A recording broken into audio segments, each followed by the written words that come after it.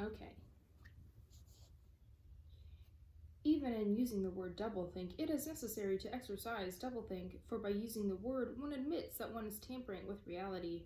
By a fresh act of doublethink, one erases this knowledge, and so on indefinitely, with the lie always one leap ahead of the truth. Ultimately, it is by means of doublethink that the party has been able, and may, for all we know, continue to be for thousands of years, to arrest the course of history. All past oligarchies have fallen from power either because they ossified or because they grew soft. Either they became stupid and arrogant, failed to adjust themselves to changing circumstances, and were overthrown, or they became liberal and cowardly, made concessions when they should have used force, and once again were overthrown. They fell, that is to say, either through consciousness or through unconsciousness.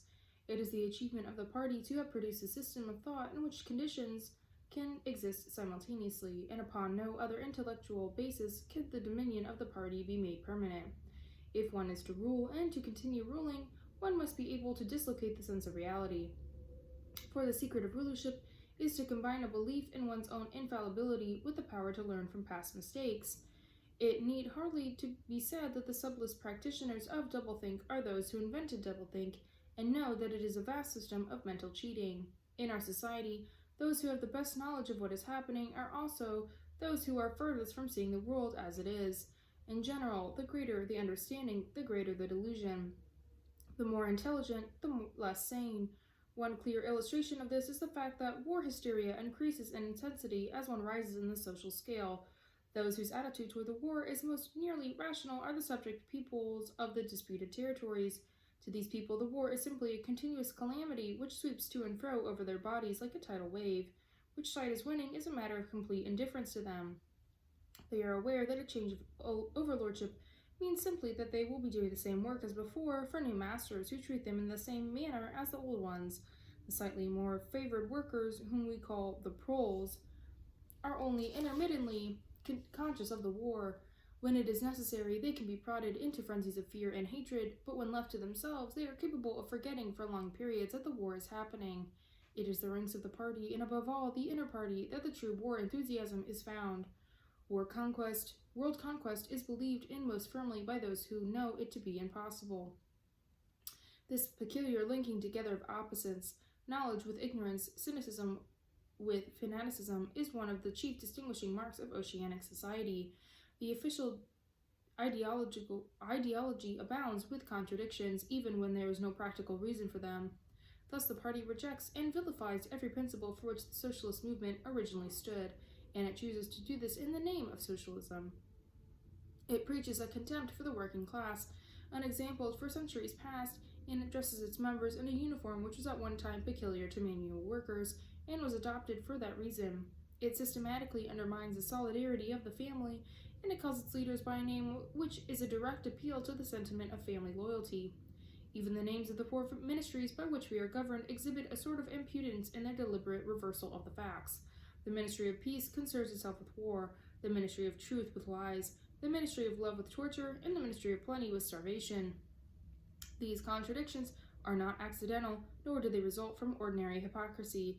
They are deliberate exercises in doublethink, for it is only by reconciling contradictions that power can be retained indefinitely, and no other way could the ancient cycle be broken. If human inequality is to be forever averted, if the high, as we have called them, are to keep their places permanently, then the prevailing mental condition must be controlled insanity.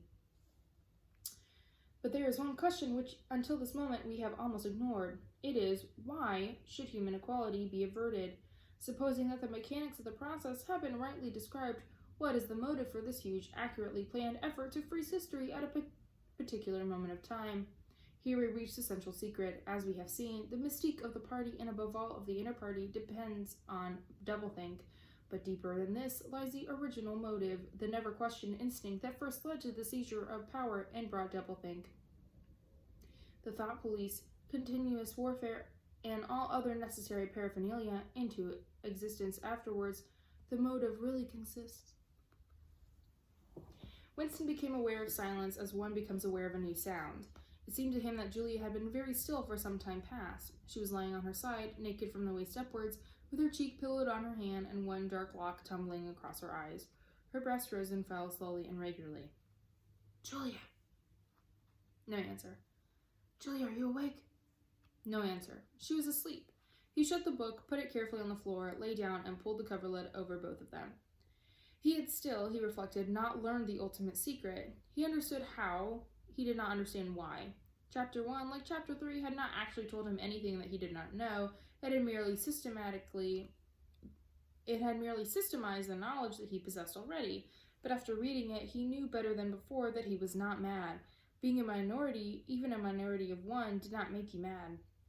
There was truth and there was untruth, and if you clung to the truth, even against the whole world, you were not mad. A yellow beam from the sinking sun slanted in through the window and fell across the pillow. He shut his eyes. The sun on his face and the girl's smooth body touching his own gave him a strong, sleepy, confident feeling. He was safe. Everything was all right. He fell asleep murmuring, "Sanity is not statistical," with the feeling that this remark contained in it a profound wisdom. And that is all for Chapter 9.